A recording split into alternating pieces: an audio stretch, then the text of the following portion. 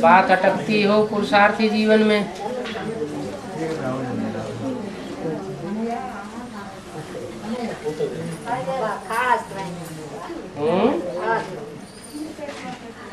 क्या कह रही? कालहस्ती बुला रहे। अरे कालहस्ती में जाएंगे, कहीं काल आ जाए तो। बाबा कहता है सब पुरुष दुर्योधन दुशासन। बाबा कहते हैं सब पुरुष दुर्योधन दुशासन। कन्या माता ने पवित्र है, कन्या माताएं सब नंबरवार पवित्र हैं। लेकिन भगवान आता है, सूपन का पूतना कोई कोई है, सब नहीं है।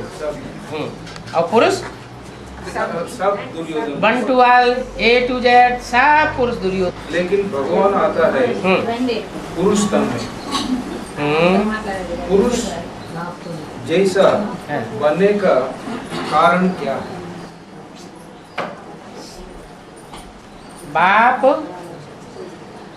पतित से घृणा करता है या पतितों को आकर के पावन बनाता है? प्यार करता है?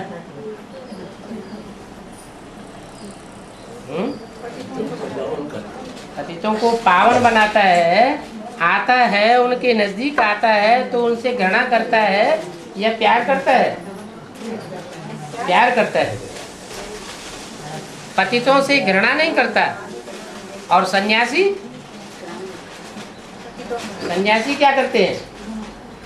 पतितों से घृणा करते हैं। तो बाप में अंतर है। बाप सच्ची बात कहने वाला है तो पतितों से घृणा नहीं करता, लेकिन झूठ से घृणा करता है। बाप को सच्चाई प्रिय है तो पतित बच्चे अप्रिय नहीं हैं, लेकिन जो पतित बच्चों में सच्चे सच्चे बच्चे हैं वो बाप को प्रिय है। जो अपना सच्चा सच्चा पोता मिल बाप को देते हैं। इसलिए बोला है कि अपना सच्चा सच्चा पोता मिल देने वाला कोई कोटों में एक है। माना देवभान के कारण अपना पूरा सच्चा पोता मेल बाप के सामने देते नहीं है। एक है जो 100% अपना पूरा सच्चा पोता मेल बाप के सामने रख देता है। तो ऐसे सच्चे बच्चे बाप को प्रिय है। बाप का बच्चा होगा तो अपने तन का, अपने मन का, अपने धन का, समय संबंध संपर्कियों का सारा पोता मेल देता होगा।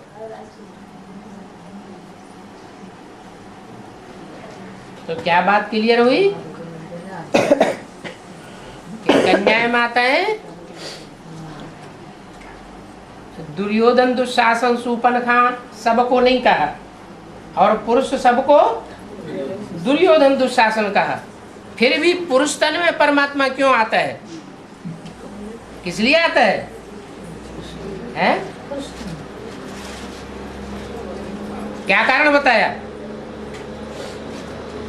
पुरुष तन दुर्योधन दुशासन है, फिर भी उस दुर्योधन दुशासन में परमात्मा क्यों आता है? कौन बनाने? अरे पवित्र कन्याओं के, पवित्र ऋषि मुनि के तन में क्यों नहीं आता है? ठीक है, पवित्र कन्याओं के तन में, पवित्र ऋषि मुनि के तन में आना चाहिए, उनके तन में नहीं आता। पतित तन में आता है। क्या खासियत देखी? वो खासियत फिर भूल गई। सच्चा सच्चा पोता है? नहीं, प्रवृत्ति मार्ग वाले तो बहुत हैं हिंदुस्तान में, तो सब ढेरों प्रवृत्ति मार्ग वाले। वो तो मिल सच्चाई। सच्चाई। बाप सत्ययुग स्थापन करने वाला है। बाप को सच्चा पातशाह कहा जाता है, सच्चा बाप है, ट्रुथ गॉड फादर कहा जाता है। तो सत्य बाप को क्या प्रिय है? सच्चाई प्रिय है। जो सच्चे बच्चे होते हैं वो बाप को अति प्रिय है, सबसे ज्यादा सच्चाई प्रिय है। इसलिए भले कितना भी पतित हो, लेकिन क्या हो, हैं? बाप के प्रति सच्चा हो। दुनिया के सामने, दुनिया की नजरों में भले झूठा हो, लेकिन बाप के सामने सच्चा हो तो बाप को बहुत प्रिय।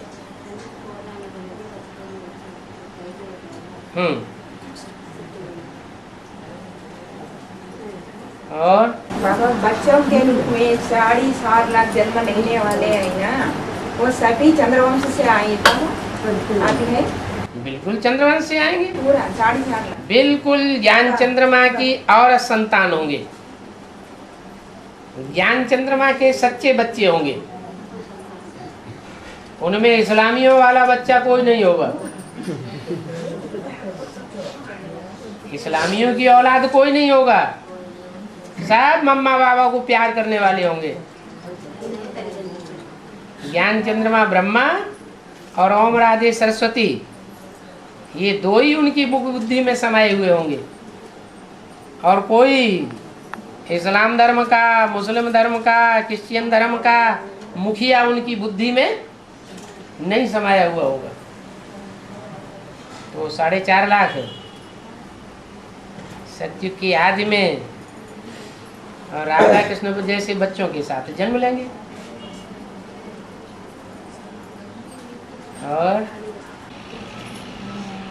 అడగండి అమ్మా, మీలో మీరు మాట్లాడుకుంటే ఎట్లా?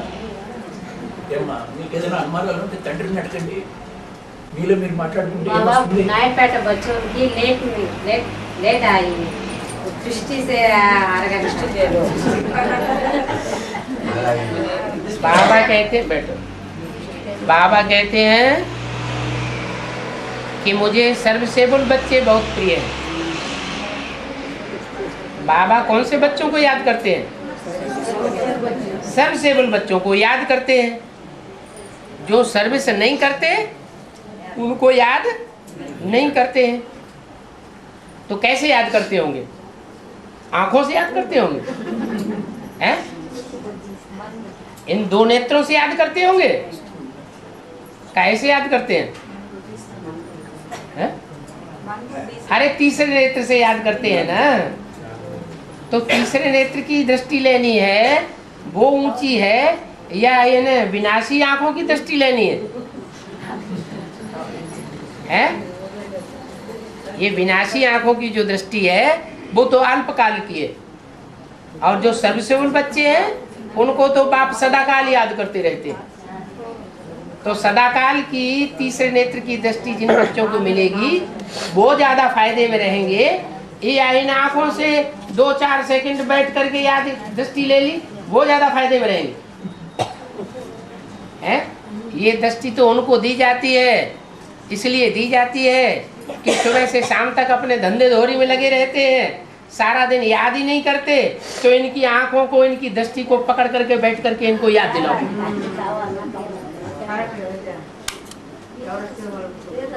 ये दृष्टि कोई जरूरी नहीं है उतनी, लेकिन बाप की जो कृपा दृष्टि कही जाती है वो है सर्वसेबुल बच्चों को मिलने वाली। और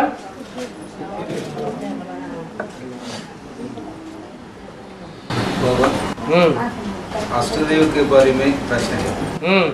अष्टदेव है 4 पैर भाई बहन है। भाई बहन नहीं है अष्टदेव, 4 पैर नहीं। ये बात बुद्धि में गलत बैठ गई। भाई भाई अष्टदेव जो हैं वो रुद्रमाला के मणके हैं या विजयमाला के मणके हैं? रुद्रमाला आपस में भाई भाइयों की माला है या भाई बहनों की माला है? हैं? भाई भाइयों की माला है। तो वहाँ भाई बहन की बात नहीं है। हाँ, स्त्री चोला और पुरुष चोले के हिसाब से कहा जा सकता है, हैं? तो जोड़े होने की बात नहीं है। क्या? जोड़े होने की बात नहीं है। और वो अष्टदेव हैं। अष्टदेव वो हैं जो नंबरवार, जिनमें फिनिशिंग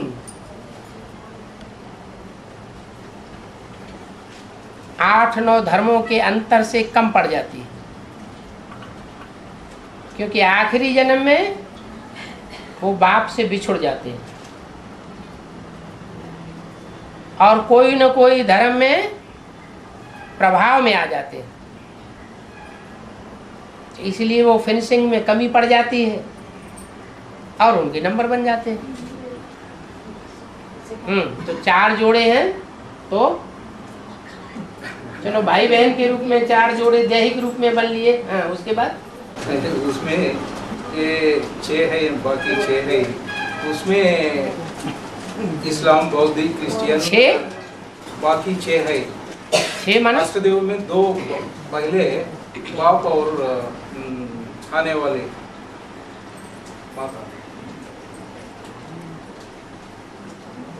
2 पहले, हाँ 2 पहले माना एक बाप असल सूर्यवंशी और दूसरा जो आखिर में जाकर के अंतिम जन्म में जाके चंद्रवंश से प्रभावित हो जाता है।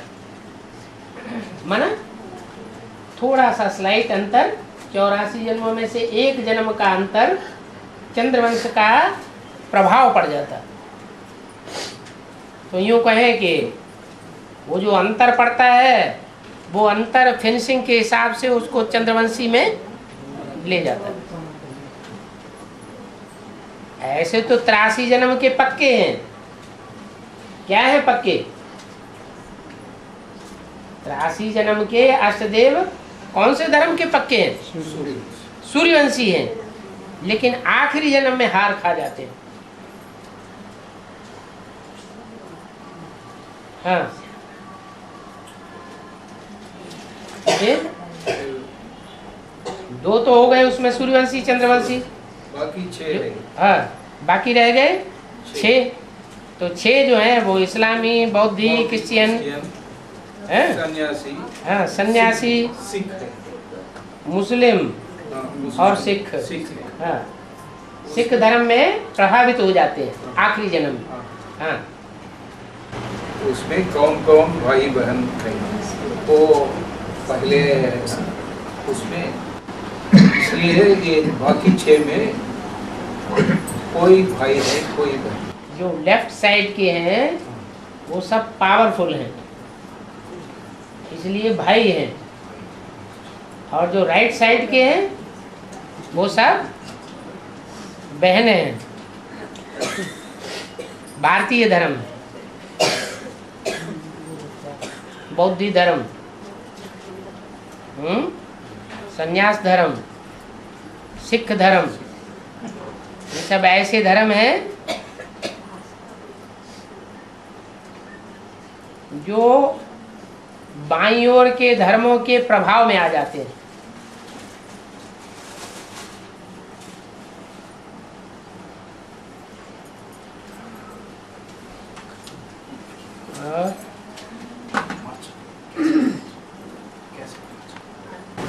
द्वापर से कलियुग अंत तक तो धर्म आते ही रहते हैं ना बाबा, 8 धर्म। वो धर्म पिता निवृत्ति मार्ग वाले है ना। दूसरे धर्म के धर्म पिताएं सूर्यवंशी चंद्रवंशियों को छोड़कर दूसरे धर्म के जो धर्म पिता हैं वो सब निवृत्ति मार्ग वाले, माने प्रवृत्ति में पक्के नहीं रहते। आज एक प्रवृत्ति है तो कल दूसरी प्रवृत्ति है, वो आधार मूर्ति भी कोई भी हो, जो उस धर्म में कन्वर्ट हो उनके अंदर संग का रंग आ जाएगा। पलट दीजिए। बदल दिया। हाँ।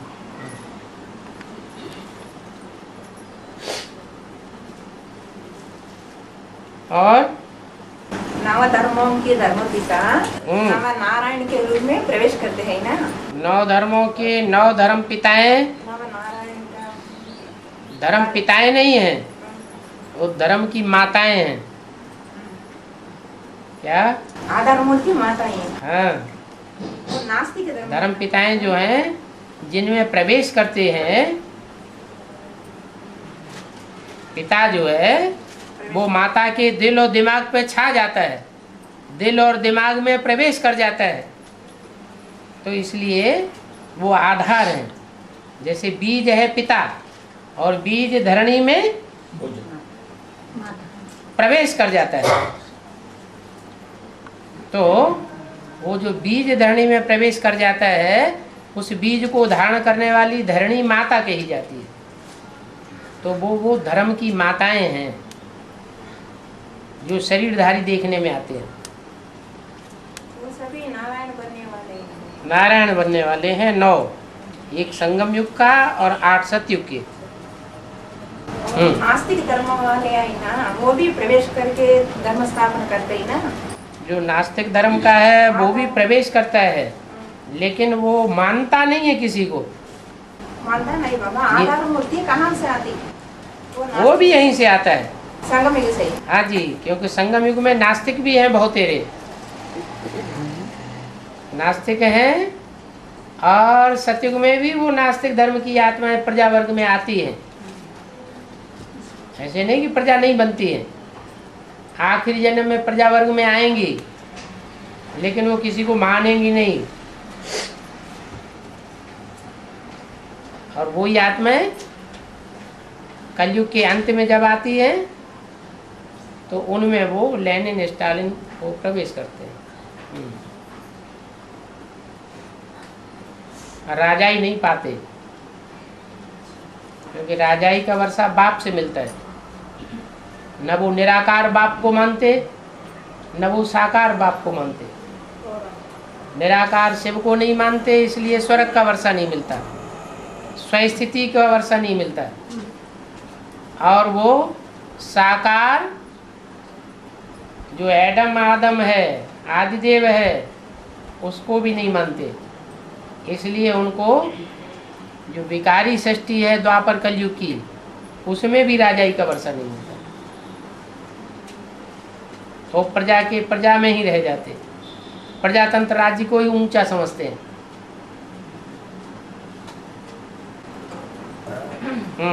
फिर आपका प्रश्न क्या है? आप पूछना क्या चाहते हैं? ऐसे है बाबा। कोई नहीं। नास्तिक धर्म आधार। बाप आता है बड़े से बड़े नास्तिक में बनता, नास्तिक में बनता है बड़े से बड़े आस्तिक।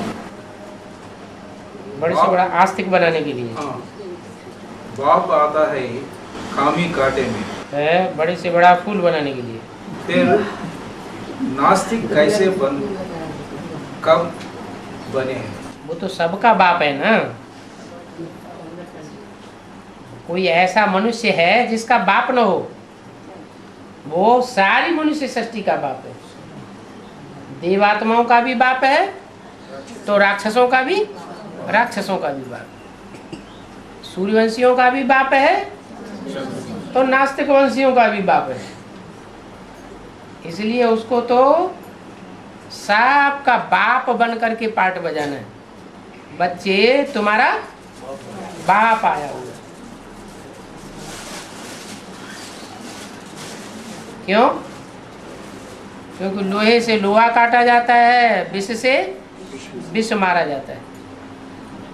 इसलिए सबका बाप चाहिए, सबको सुधारने के लिए।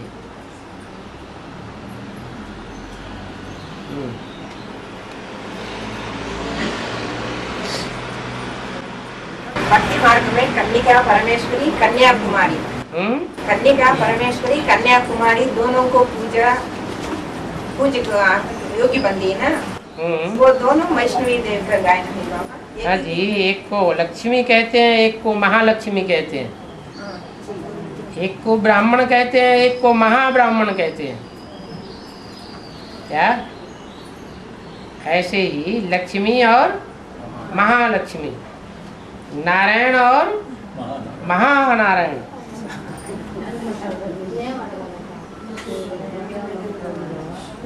तो जो दो का गायन है, दो देवियों का, उसमें एक का मुरली में नाम बोला है कुंवारी कन्या, और दूसरी का नाम बोला है, क्या बोला है? अधर कुमारी। दोनों की पूजा होती है। अधर कुमारी माता जो माताएं बन जाती है, माताएं बनती है, विकारी बन जाती है, फिर बाप की बन जाती है तो निर्विकारी बन जाती है। जिनके लिए बाबा कहते हैं कि माताओं को भी मैं कन्या बना देता हूँ, क्योंकि माताएं जब ज्ञान ले लेती हैं, ज्ञान बुद्धि में बैठ जाता है, प्रैक्टिकल जीवन में उतर आती है, तो कन्या बन जाती है। तो वो पूजी जाती है, उनकी वो पवित्रता पूजी जाती है। पतित बनने के बाद पावन बनना मुश्किल होता है या पावन को पावन बनना मुश्किल होता है? ज्यादा पुरुषार्थी कौन हुआ? पतित से पावन बनने वाले। जो पतित बन चुके हैं उनको पावन बनना बहुत मुश्किल होता है, और जो कुंवारी कन्याएं हैं ही पवित्र, उनको अपवित्रता का ज्ञान ही नहीं है, तो उनको पवित्र रहना कोई बड़ी बात नहीं है।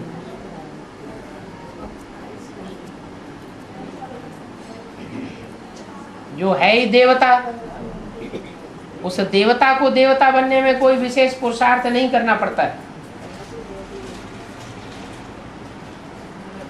लेकिन जो देवता से नीचे उतर करके राक्षस बन गया, उसको राक्षस से देवता बनने में पुरुषार्थ करना पड़ता है। इसलिए विष्णु देवता कहा जाता है। विष्णु नो विषय टाल, कोई जन्म में उस वैष्णव देवी में विषय विकार का, विविचार का अंश मात्र नहीं आने पाता। उसका नाम ही है पार्वती। जन्म जन्म लगी रगड़े हमारी, बड़ों शंभु न तो रहूं कुंवारी। मेरी जन्म जन्म की ये प्रतिज्ञा है क्या, कि या तो मैं शंभु को वर्ण करूंगी, शंभु को पति बनाऊंगी, या तो मैं कुंवारी रहूंगी। तो हर जन्म जन्म का एक पति हुआ या अनेक पति हुए? एक पति हो गया।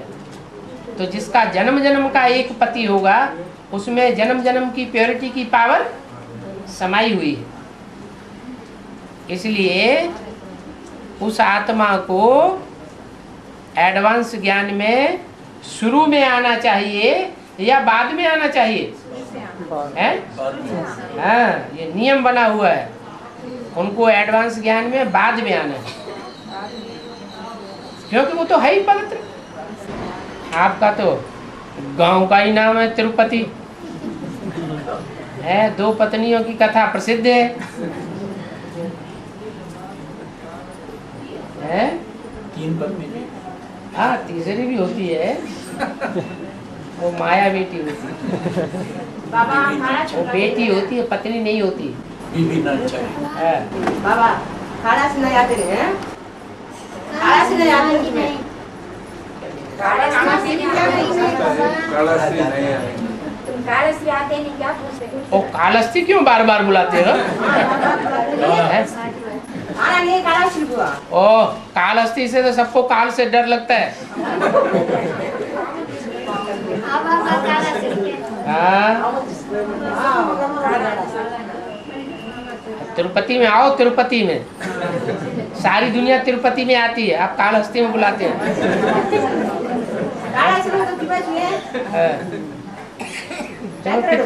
तिरुपति में कितनी भीड़ लगती है। हाँ,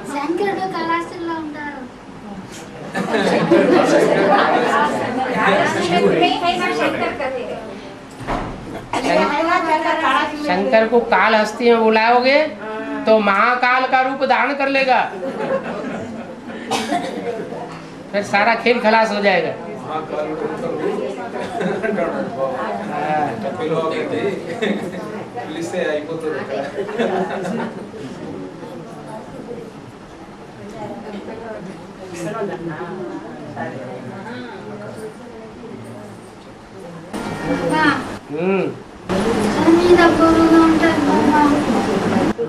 सिर पर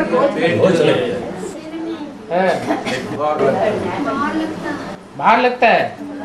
कोई आत्मा सर के ऊपर बैठी होगी, हैं? हाँ। सर झटका के भगा दो। हाँ। ये परेशान है बाबा, माता जी। स्वस्थिति की शान में नहीं रहती, इसलिए परेशान होती है। स्वस्थिति में नहीं रहेगी तो दूसरी आत्मा प्रवेश कर जाएगी। दूसरी आत्मा कब प्रवेश करती है?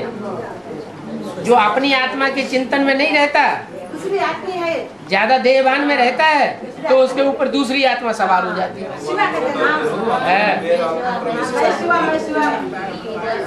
तो अपनी आत्मा की याद में रहा करो तो दूसरी आत्मा नहीं आएगी।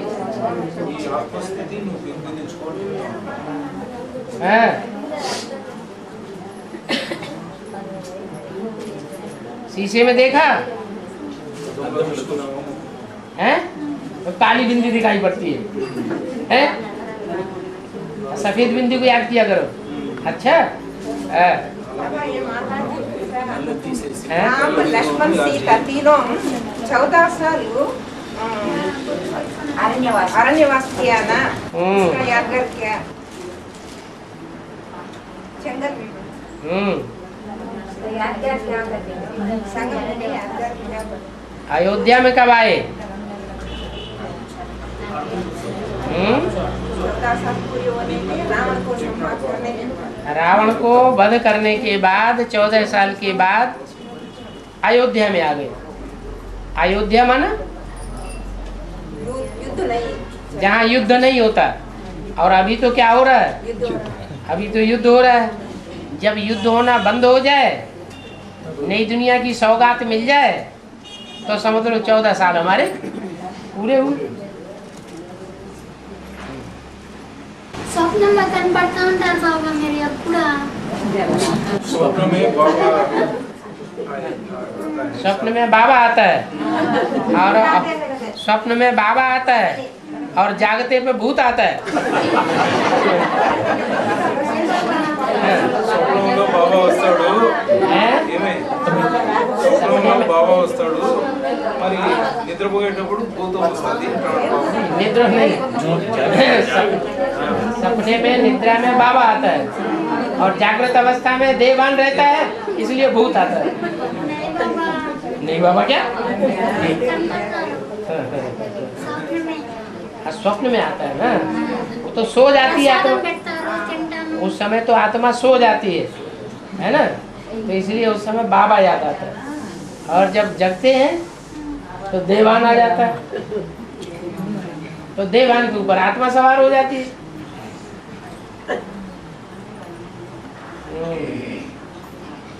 और बोलो बोलो तेलुगु में बोलो।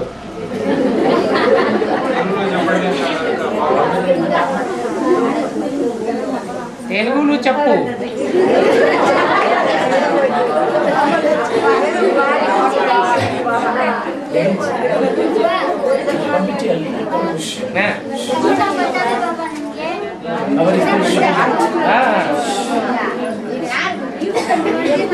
अरे घर जाने दो, रुको मत। ఇచ్చేసి వెళ్ళిపోయి ఇచ్చేసి వెళ్ళిపో బాబా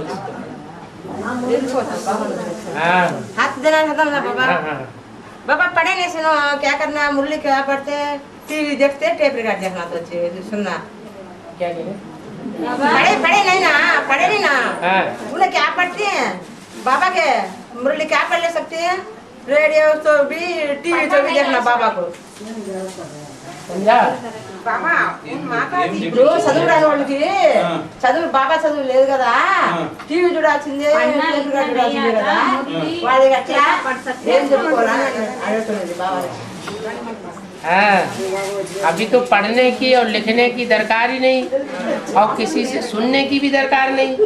अभी तो एक से सुनना है, तो एक से सुनाई हुई बात को तो टेप रिकॉर्ड और वीसीडी और डीवीडी और टीवी अच्छा सुनाता है, तो वही सुना करो।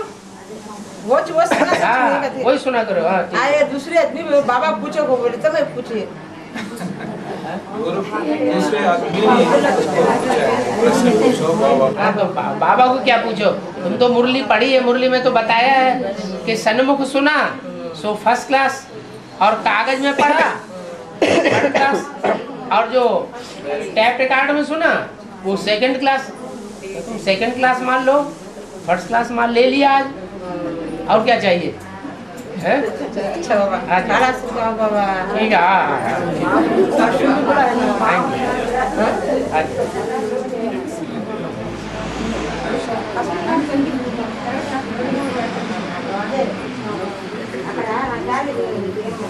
బాబా వైష్ణవి అంటే ముగ్గురు అమ్మలు కదా, మహాలక్ష్మి, మహాసరస్వతి, మహాకాళి.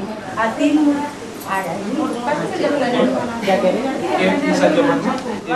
వైష్ణవి అంటే ముగ్గురు అమ్మలు మూలపటమ్మ అంటారు.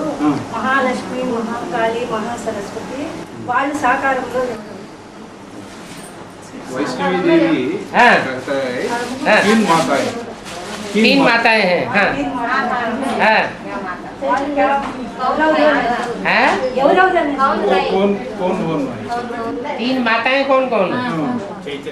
महाकाली है, महागौरी है ना? जब महाकाली है तो महागौरी भी है, फिर कोई बीच वाली भी है? सरस्वती है।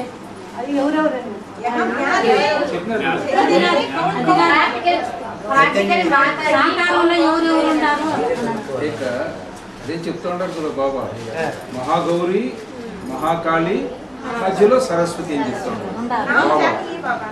మరి సరస్వతి ఎవరు మనకు తెలుసు కదా, మహాగౌరి ఎవరు రాబోయే మరి ఈమె మహాకాళి ఎవరు జగదమ్మ. బాబా అన్ని విడదీసేటప్పుడు जगदम्बा ही महाकाली बनती है? और महागौरी अलग, और फिर बीच में सरस्वती है। तीन देवियां हैं, ब्रह्मा के साथ सरस्वती, विष्णु के साथ लक्ष्मी, और शंकर के साथ पार्वती।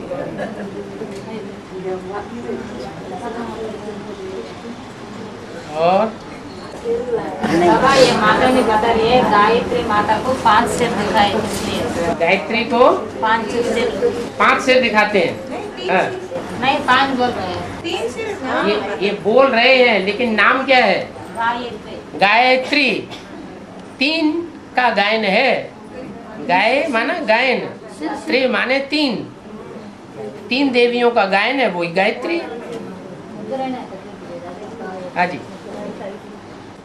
घर में चित्र में है 5 देव बता। अरे चित्र तो ढेर के ढेर मनुष्यों ने बनाए दिए। कोई को 5 पत्नियां रही होंगी तो उन्होंने 5 बना दिए है। और तिरुपति वालों की तो बुद्धि बहुत चलनी चाहिए है? है?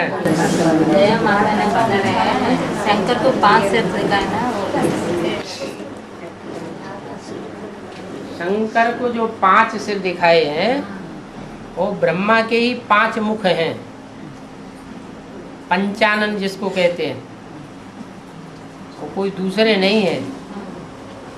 जो ब्रह्मा है सो विष्णु बनता है, वही ब्रह्मा बीच में प्रवेश करता है तो शंकर का रूप है। शंकर माना मिक्स।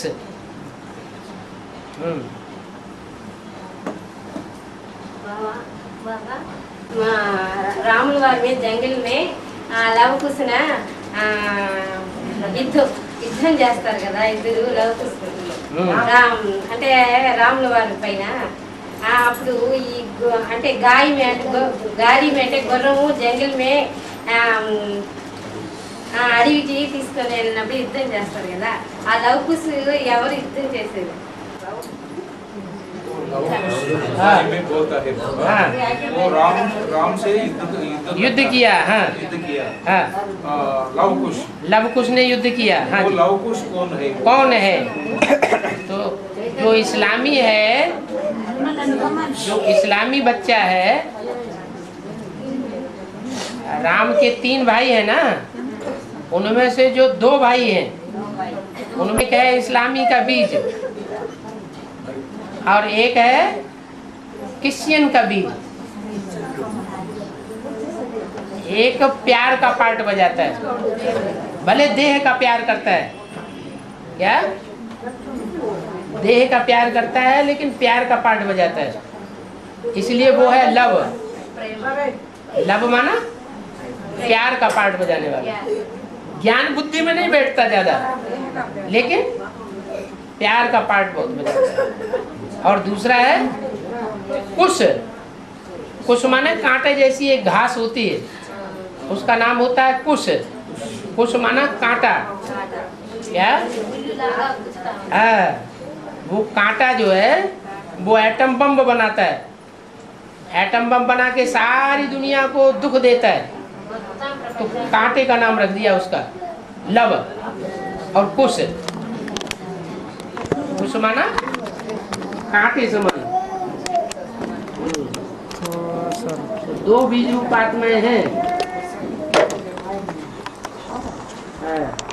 और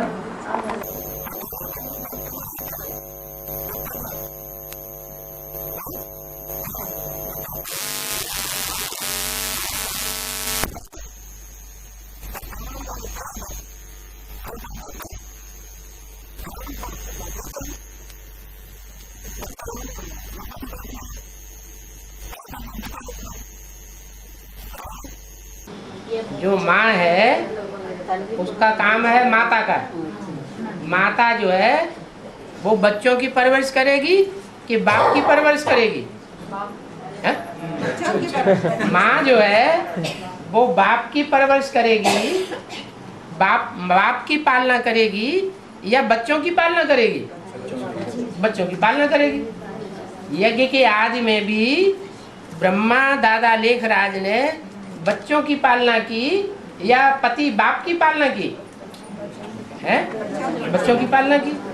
और अभी अंत में भी जो जगदम्बा है वो जगदम्बा पहले इस्लामी इस्लामी और क्रिश्चियन जो लव और कुश बच्चे हैं उनकी पालना करेगी या बाप की पालना करेगी? बाप को प्यार करेगी। बच्चे जब पैदा हो जाते हैं तो माँ बच्चों को प्यार करती है या पति को प्यार करती है? बच्चों को प्यार करती है। वही परंपरा चली आ रही है। तुम जाओ वानप्रस्थी हो जाओ, जाओ जंगल में चले जाओ, हमें कोई मतलब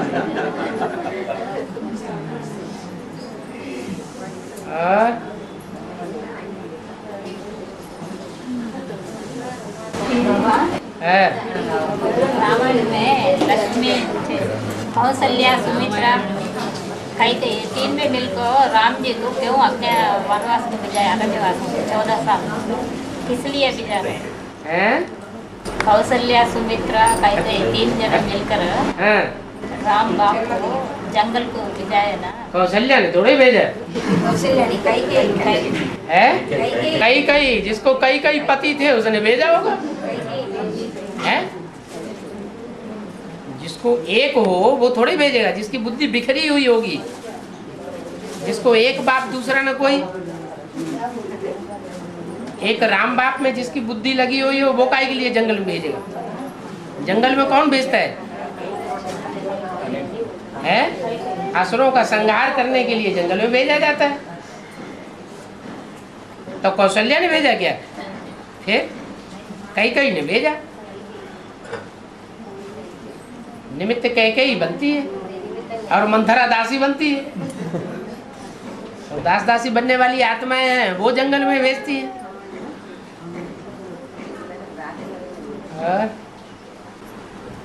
हो गया? हाँ बोलो।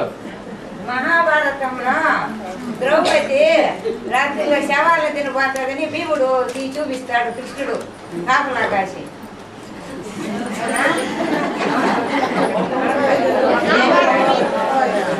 కాపలా పెడతారు, లోపలికి రాని బాకు శవాల తినబోతాము చూడని अरे द्रौपदी जंगल में श्मशान में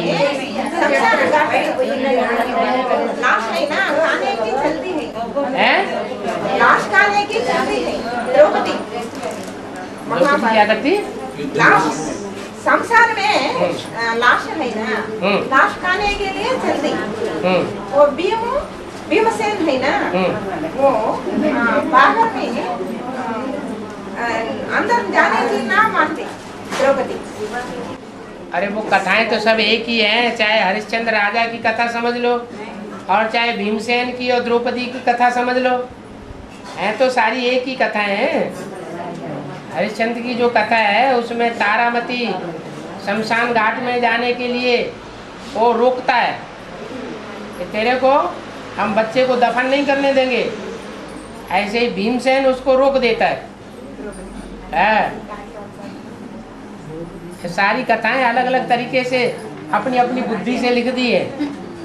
और तुम टीवी में देखते हो उनको। बाबा कहते हैं ये मनुष्यों ने सब किस कथा कहानियां लिखी हैं, इन कथा कहानियों में बुद्धि जाएगी तो बुद्धि सारी बह जाएगी इधर उधर। है बुद्धि जानी चाहिए किसमें? जो बाबा ने शास्त्रों का सार बताया है। क्या बाहर की दुनिया के शास्त्रों का सार बताया मुरली में, और मुरली का सार बताया एडवांस ज्ञान में। तो बुद्धि कहाँ रहनी चाहिए? है एडवांस ज्ञान में रहनी चाहिए। मुरली के महावाक्यों में बुद्धि रहनी चाहिए। इधर उधर चारों तरफ टीवी के चक्कर में फंसाओगे सारी बुद्धि बह जाएगी। और बस हो गया।